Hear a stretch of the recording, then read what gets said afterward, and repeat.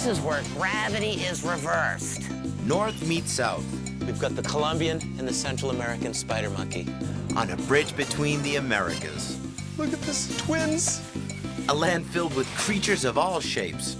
That tongue starts picking up those ants. It's very sticky. And sizes. Almost got struck there. Two continents collide. If you screw up, you can be dead. On the narrow strip of land in Central America known as Panama.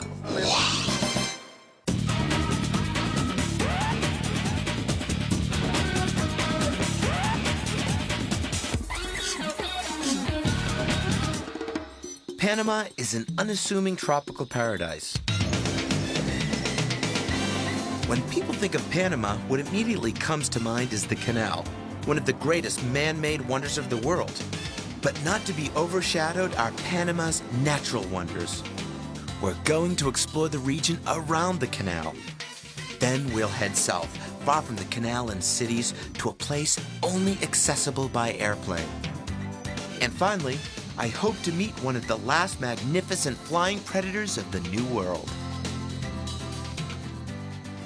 Beautiful forest. It's extraordinarily dry. Look at this leaf litter. All crunchy. Normally this is moist, but this is what it's like in the dry season. Look at that.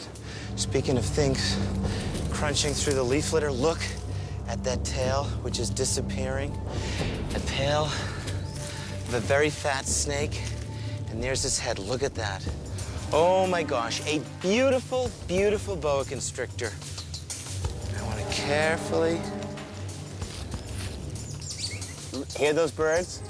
They're like, oh, please, Jeff Corwin, get the boa constrictor away from my nest. Ladies, I'm on it. No, my God, they're not. Oh my God, look at that. They're tamarins. Look at the tamarins. Look at that, I thought they were birds. They're rufous-naped tamarins, and they've spotted this snake.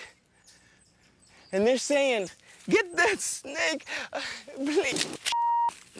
Almost got struck there. That was stupid. You guys aren't helping. You're not helping me. All right, I'm gonna get him out of here, I promise. Those little rufous-naped tamarins are squawking and screaming like that because this creature frequently preys on them.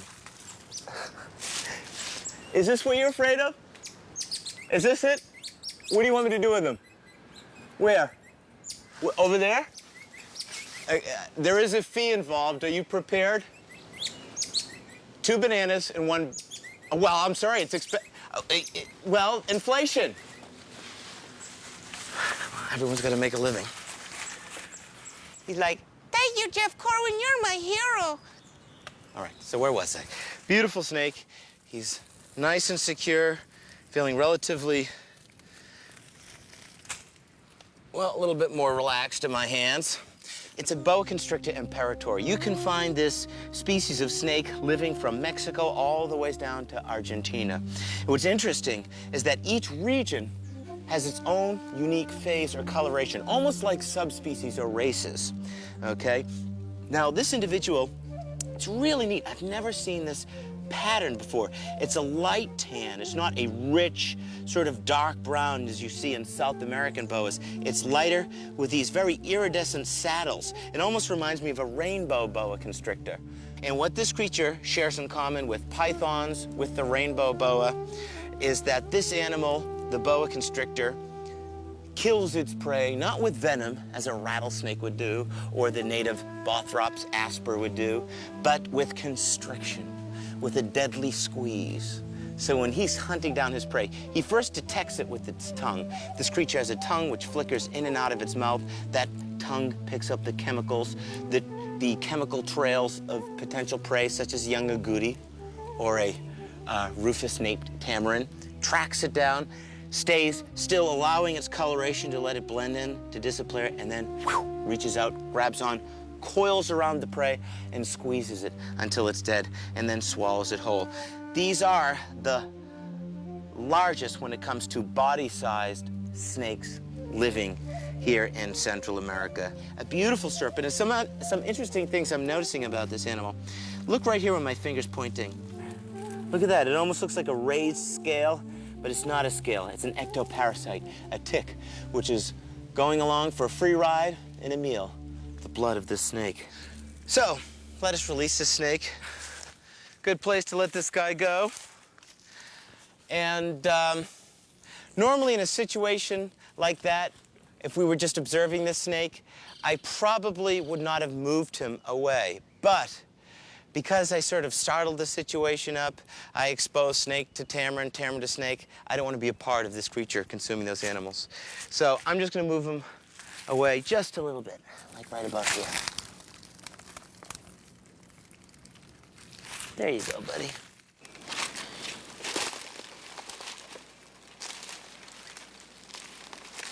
Man, see this thing? This thing just reached out and grabbed me. It's some sort of plant with spines. Oh, it's right attached to my hairs. And you gotta count to 3. 1, 2, 2.5, 2 3/4. Ah! Hello, ladies, new from the tropical rainforest. Are you tired of stubble from razor burn? Just come to the rainforest with the new Epilady Stick-A-Seed.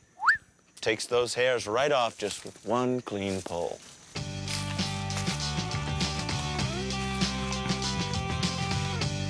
It's amazing to think that I'm just 5 miles outside this nation's bustling capital, Panama City.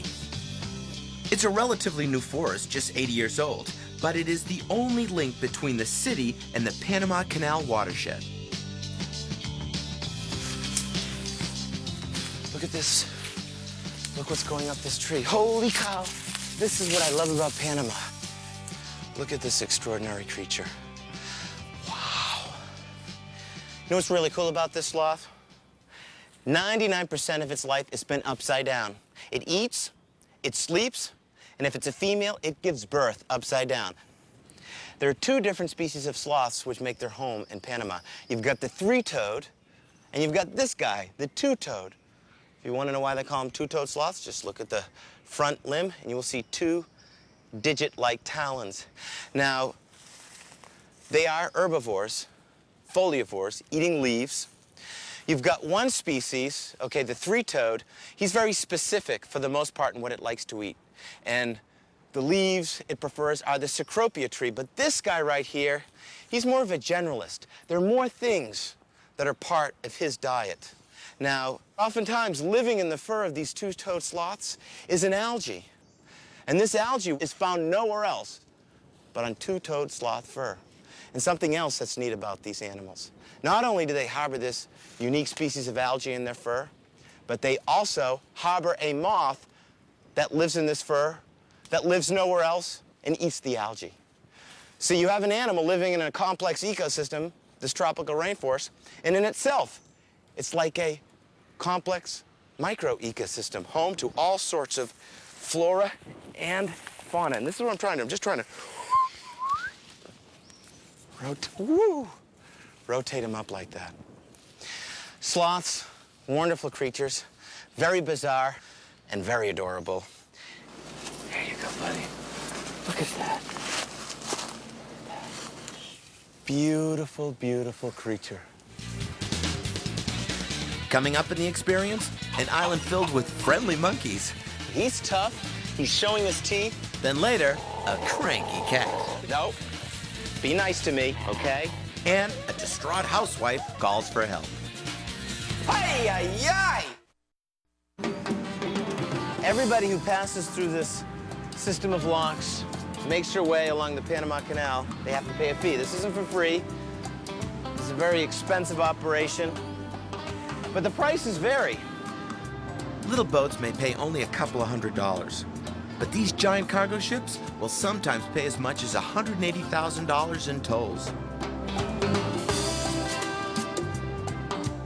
Right now, we're passing underneath the Bridge of the Americas. It unites both banks on either side of the Panama Canal.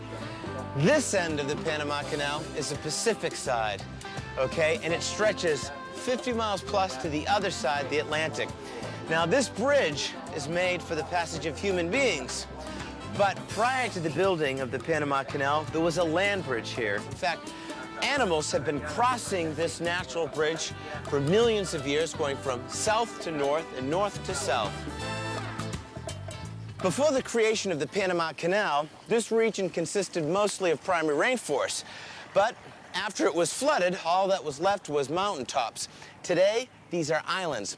They can afford us a wonderful opportunity to explore, find interesting creatures, and we're gonna do that by boat. Oh, come on.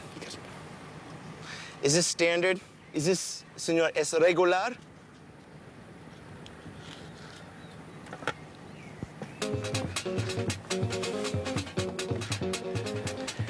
Bien, señor? Let's go. Tiger Island is actually a small chain of islands in Gatun Lake, an artificial lake created during construction of the canal in 1913. All right, there you go, baby.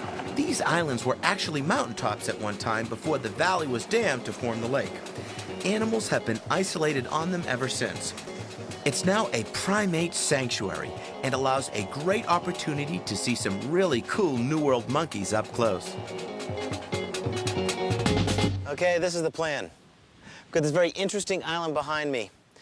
It is excellent for telling the story of how creatures have been moving back and forth this Isthmus of Panama for millions of years. The only problem is got monkeys on it. Monkeys can give me the willies.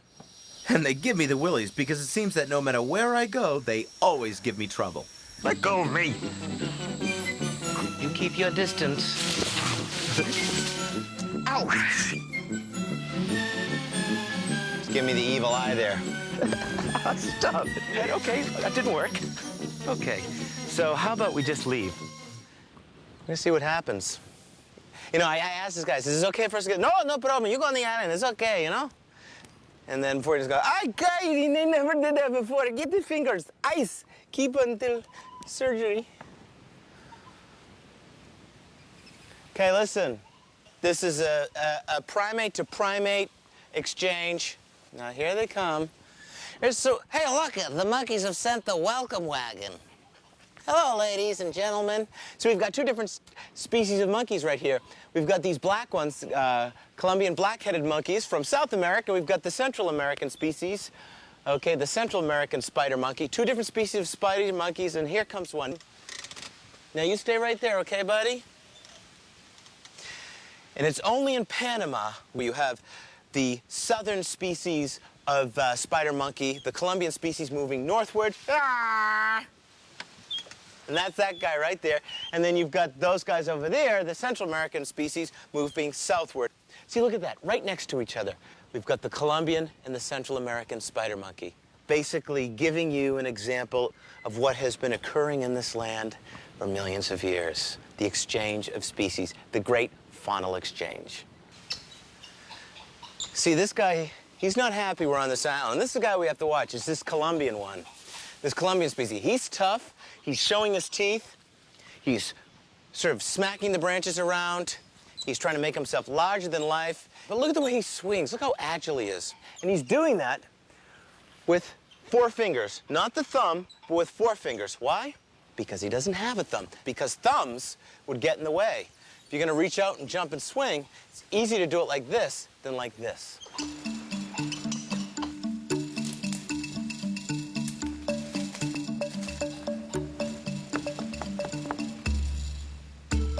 Hello there.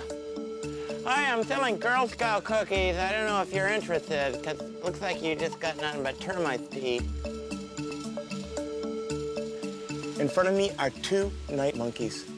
There's one in this side, there's one facing you. Absolutely adorable primates. Hey, guys.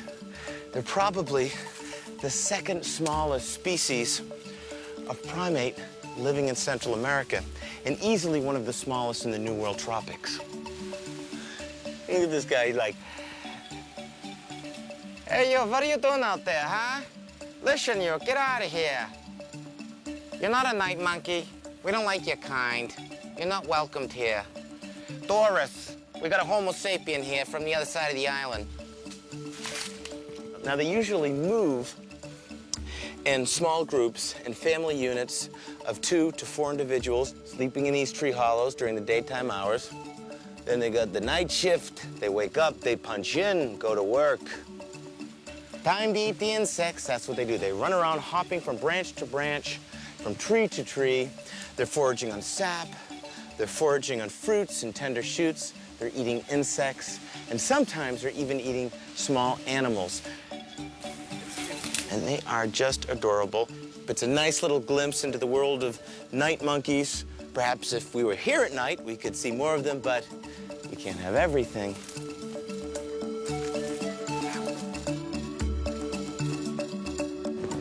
There's a very small island nearby that is home to a colony of rufous-naped tamarins, those little monkeys that we saw earlier on the mainland. Look at that. There it is, hopping up there. The smallest primate in Central America. It's the rufous-naped tamarin. Oh my gosh, look at this, twins. Aren't those babies adorable? Look at that, they're holding on to mom. When they feel secure, they get up her back, and they go here and they nibble on these bananas. And of course, these little primates are named for that reddish mane on the back of their neck, hence the name rufous-naped tamarin. Since these tamarins have been living in this isolated environment, they're excellent candidates for research study, hence the identification collars, which also happen to double as a very chic necklace. Look at these guys munching away at bananas. 60% of their diet consists of fruit, 30% consists of insects, okay? And 10% consists of nectar. They can live for 15 years plus. So these animals live very well in the presence of human beings as long as human beings aren't exploiting them, either for food or the pet industry. One last shot. Here she comes down. Hey there, precious. Coming up, we're still after the region's master predator, the harpy eagle. But first... Oh my gosh, look at that. And you think there's some scary stuff in your grandmother's kitchen. You should see me on South Beach. And later, a cave frog that looks like a caveman.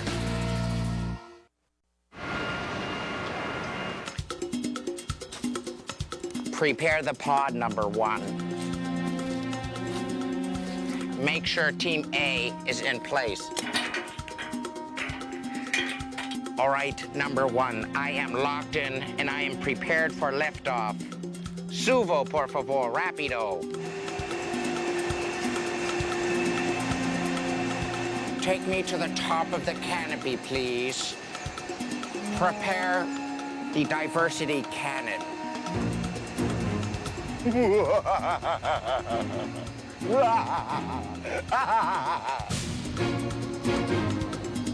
Well, this is pretty neat. We're getting a view into a tropical rainforest that most people never have a chance to experience. And that is from a canopy crane. This particular crane was built through a cooperative between the Smithsonian Institute and UNEP, the United Nations Environmental Program. And it affords scientists a rare opportunity to study a rainforest completely from top to bottom. Now, this crane is 140 feet tall, but it also can extend out 140 feet. This is the part of the forest where 80% of the tropical life forms live. It's where the primates live. It's where the sloths live. Many of the lizards and frogs live up here. In fact, see that? Look right there. That is a green iguana. And it appears to be having a mid-afternoon snack on some tender leaves that grow up here at the top of the canopy. From up here, it is a shock to see how close the city is. The rainforest smacks right into Panama's urban jungle. It's a meeting of two totally different worlds with sometimes unpleasant consequences. This is ANCON. It's a nonprofit organization. It's been around for about 15 years. It specializes in conserving the natural resources of Panama. It will also reach out to the community and educate people. And it also reaches out to the community in another way, and it does it with this guy right here. Hola, ¿cómo está, José? Ay, ay, ay, qué lindo. ¿Qué está, Nasua? Okay, sí. This is a beautiful little quad-tee, and this is Jose Luis, and he works with a program underneath ANCON called the Green Line, and what he does is rescue wildlife that finds its way into the habitat of human beings. ¿Qué es el problema con animal? A la madre la mataron le dispararon a la madre Ay, y ay, quedaron ay. entonces ellos nada más, quedó uno. He was just telling me that this little animal, a Sí. relative of the raccoon, Ajá. was orphaned when some I'm sorry. Ajá. That was orphaned when Okay. some. Okay. Un tamandúa. Tamandua? Sí, ¿dónde? ¿Ok? Ajá, A tamandua. bien. Ahora? Sí, ok. Okay. Ahora mismo, ya estamos Okay. allá. Bien. ¿Dónde? ¿Aquí? Hey, no problema. Tranquilo, señora. ¿Qué es el problema? Oh, no problema. It's correct. Tranquilo. It's okay. It's okay. Okay. Oh. Ay. Oh my gosh. Look at that. No, it's no problema, señora. It's no problema. Sí, anteater. Comida de hormigas? Hormigas. Yeah, anteater. Oh, this is an exciting thing. See, this is what happens when your city borders lush primary rainforest. Panama City is surrounded by beautiful tropical rainforest habitat. And when this happens, you will have contact between wildlife and human beings. Now, oftentimes, the ending of that encounter is tragic. The animal is killed, sometimes people can be injured, but this is a different situation because that's where he comes in. That's his job, is basically to rescue animals like this who somehow find their way into a kitchen. All right, so I'll have the cajes. Okay, the cage. See, watch what he does. He's going to rear up like that. That's the defensive posture. He's holding his arms up like that. He can't bite you, but he can slash with those claws. Okay.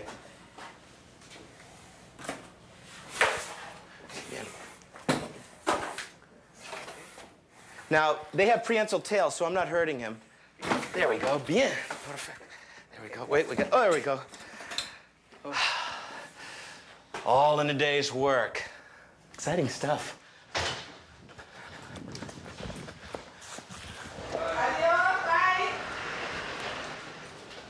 We'll release this tamandua far enough away so it won't find its way back into any more kitchen sinks. So this is the plan. We're going to release this guy, but they're very fast. They'll climb very quickly, so I want to be able to show him to you. He has a great story to tell of survival here in the tropics, so maybe, can we put him up this tree? No problem? There's his nose. Look at that nose. The anteater nose. Look at that. Look at the claws. Look at that. Look at that. Isn't that cool? Amazing, amazing creature. Now, this is nice. You get to see how he crawls, how he moves. Anteaters belong to a group of mammals called xenothrans, all right? Xenothrans. It's a group which includes the sloths. It's the group which includes the armadillos, okay, and these creatures. And they've been moving forward for millions and millions of years across the Isthmus of Panama.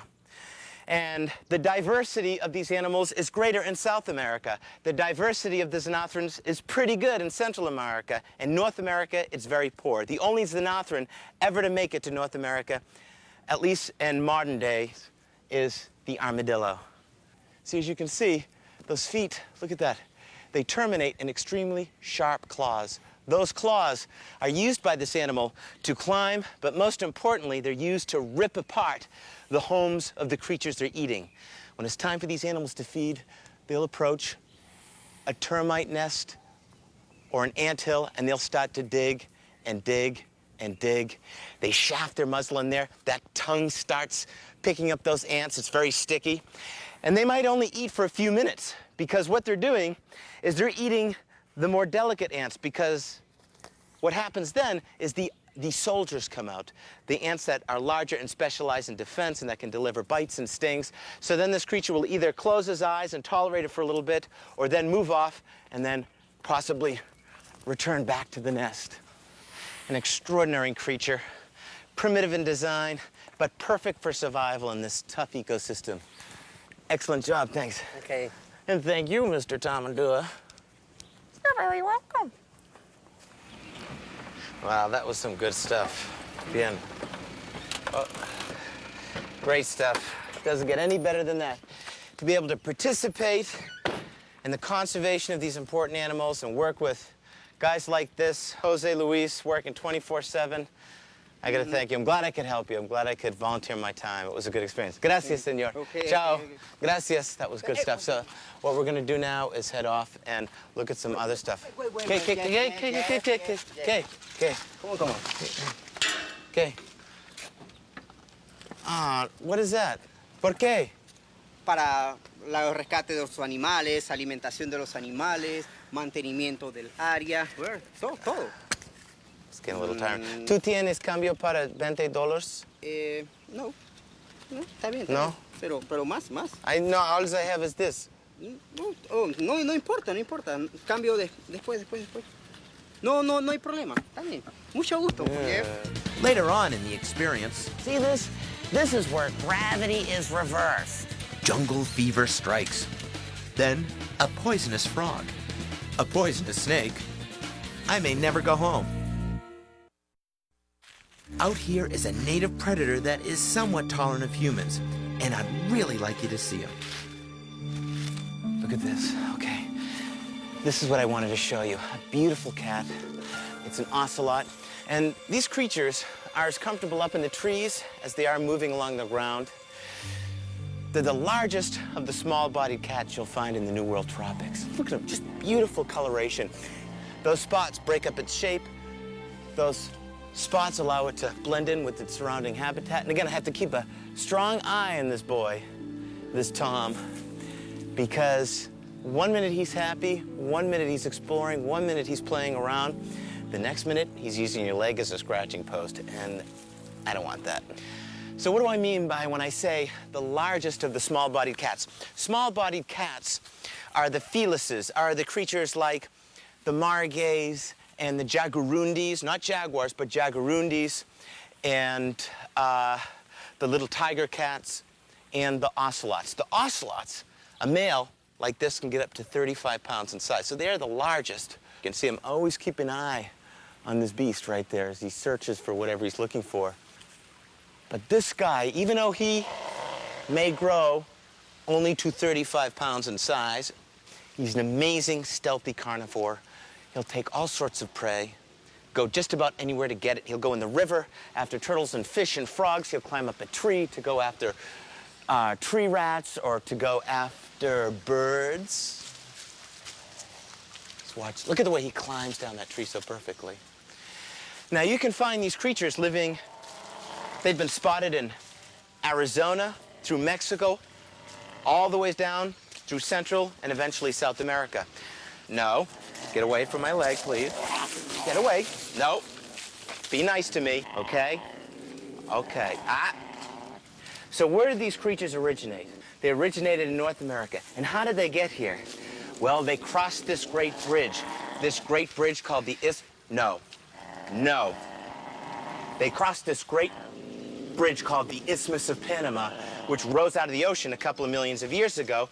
And basically, they've been making their way from North America to South America ever since. While creatures like the xenothrans, the armadillos, and the anteaters were moving north, these creatures migrated south. Be nice to me. No. See that? Give an inch, and it takes a finger. Besides a surly ocelot, this area has another wild resident, and you can almost always find him somewhere close to the roots of a very distinctive tree. Get ready to see what I think is one of the most wonderful serpents living in the neotropics.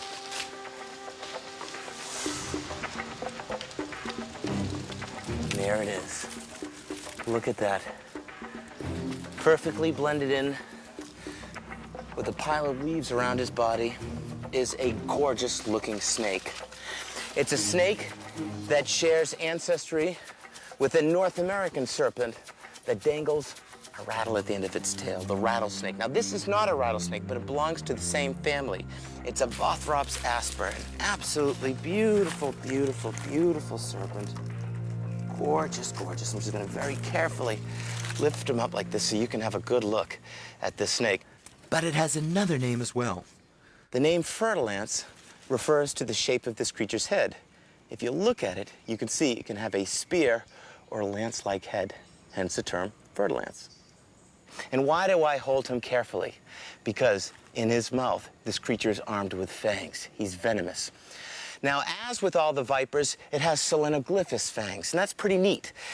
And what that means is the fangs are almost like, well, your index and your middle finger. They can rotate, they're opposable. They can be retracted or they can extend outwards. And when this creature's hunting and it reaches out to grasp its prey, it'll stretch its mouth open wide and just dig those fangs into the prey and then pull it forward. And as it does that, the glands that produce the venom, the Duvenois glands, pump copious amounts of venom, which starts to destroy the tissue of its prey to make digestion easier for this serpent. Now, there's something else that is amazing about this creature. Another characteristic it's sharing in common with the rattlesnakes and the copperheads.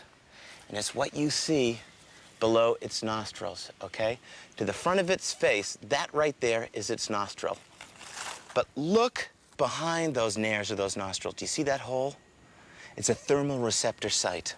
And it gives this creature an amazing ability, and that is to detect the warmth which radiates from warm-blooded prey, creatures like rodents, creatures like birds. And it can sit there perfectly still. The camouflage it uses to hide from predators is also the camouflage it uses so it is not detected by its prey.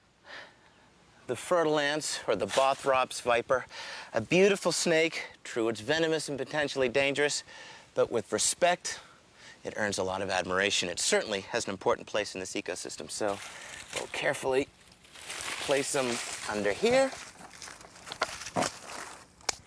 and move on. Next, our search for the harpy continues. But who's after who? But first, we'll go deeper into the jungle and uncover some of its strange secrets. Before you know it, you wake up with the dinosaurs. Gracias. Okay. Oh, for God's sakes. You're in on this too, huh? This is amazing.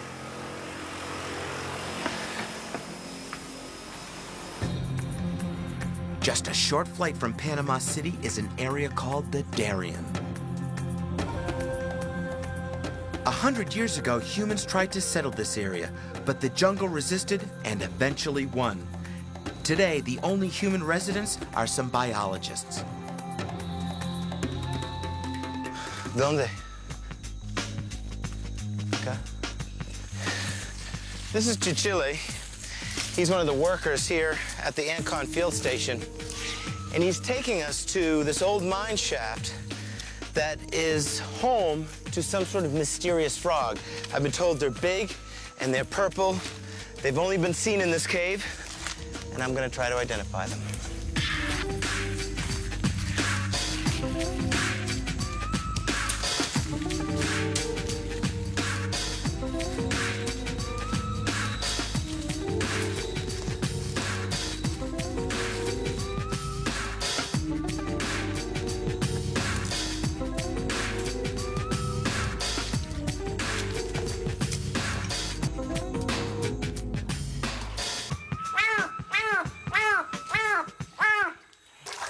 Grande.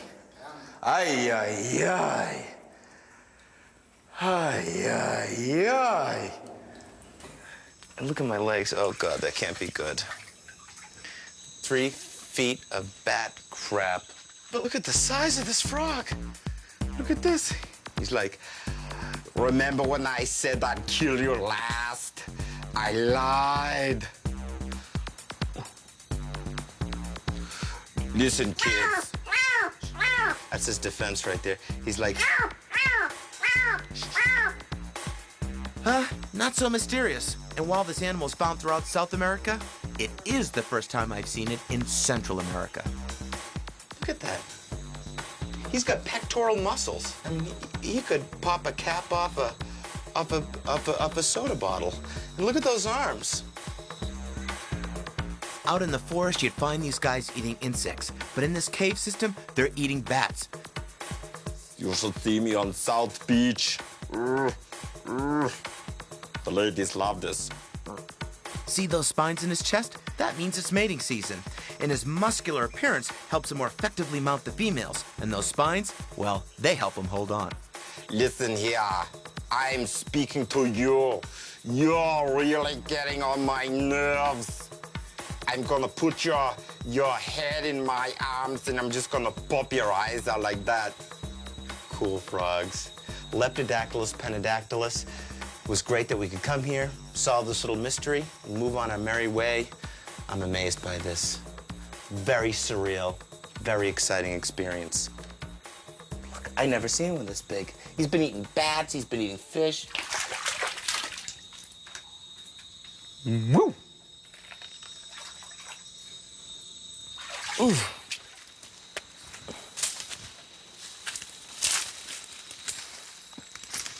You did it. You finally did it. You blew us up. You used the bomb. Damn you. Damn you to hell. Dun, dun, dun. My little Planet of the Apes rendition. Come here. Where'd you go? Oh, there he is. Come here, buddy. I won't hurt you. But this is such an amazing thing in nature. Darn it! This little guy is... I have to be so careful with him because he's really fragile.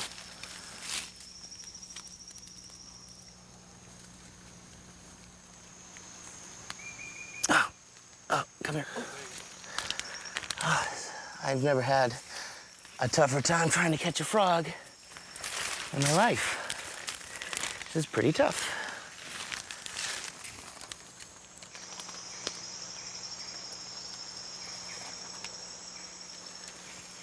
Well, this is one of the smallest species of dendrobates or poison arrow frogs or poison dot frogs living in the Americas. Teeny tiny.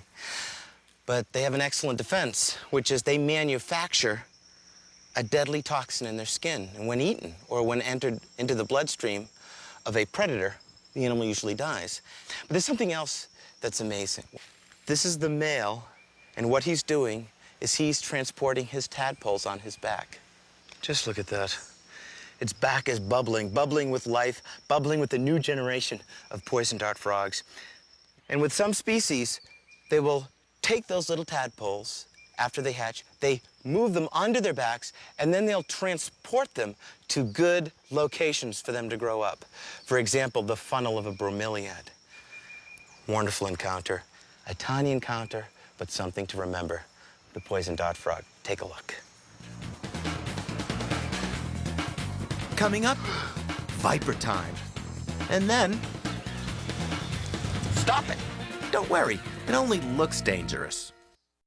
So, let me walk you through my time machine. You know, they said, Jeff, it can never be done. When I was back in the days of university at community college studying to become a dental hygienist, I said, there's a time machine waiting to be built in this world, and here it is. So it works something like this. The water comes through, it'll crank this gear around like this, okay? Then some steam is generated, and see this? This is where gravity is reversed, okay? These two little sub-planetary micro-satellites will start spinning around and around and around, and before you know it, you wake up with the dinosaurs. And Whoa, let's get serious. Look at that right there. Look what's moving across this wheel. Perfectly blended. It is a spectacular snake. This is an eyelash viper. And although they're not particularly aggressive, they are very, very venomous. I forgot they've got a very good reach.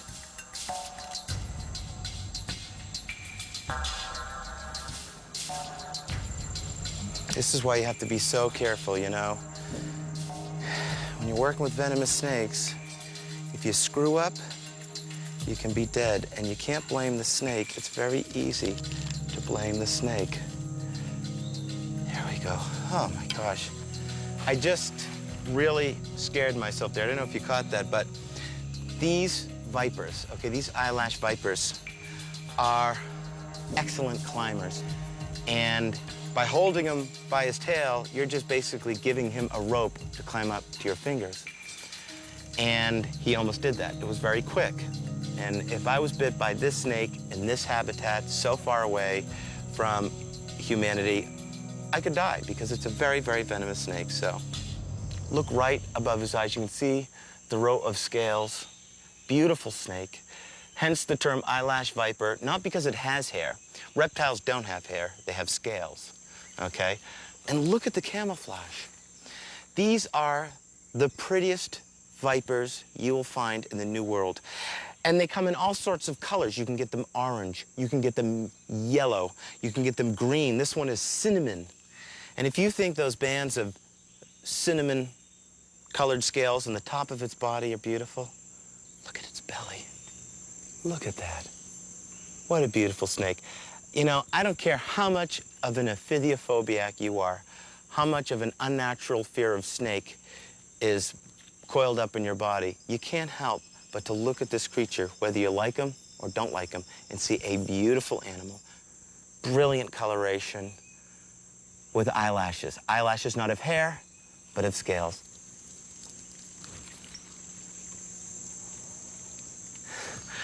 Wonderful snake, wonderful venomous snake. And that's what's great about exploring the Darien is there are tons of things to be found here. All sorts of insects, all sorts of reptiles, tons of stuff.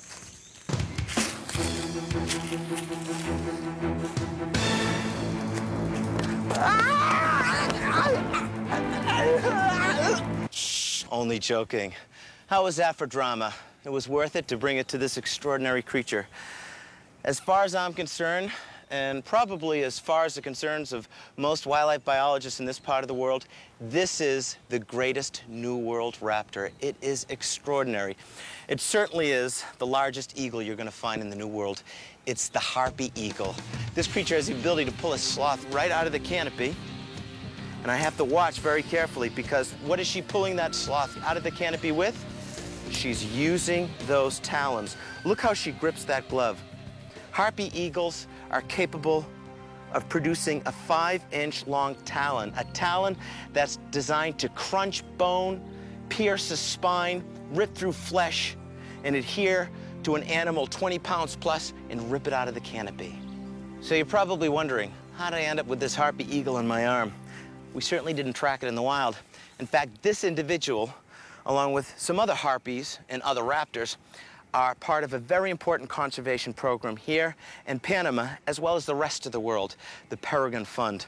And they specialize in the conservation of raptors. Despite the fact, this thing's got a lot of angst. These creatures are extremely powerful in flight, powerful in the way they take their prey, full of strength. Essentially, these animals are the jaguars, the puma of the canopy. They are at the top of that food pyramid up there on the canopy. Boy, this guy's got a lot of nerve. Oh. Stop it! Harpy eagles, an amazing creature. I think it's a wonderful way to wrap up our adventure here in Panama. Not only in the fact that it is an extraordinary beast, but it also is a wonderful representation of the fauna and the habitat of Panama, because this, my friends, is the national bird of Panama, the harpy eagle. So, until we meet again, I will see you next time on the Jeff Corwin Experience. Awesome, man. Let's get some pizza, man. He's finally coming. Whatever we want. I want that $5. Here you go. Give me that $5 to me, dude. Cool. All right, awesome. cool. All right. Sucker. All right, man.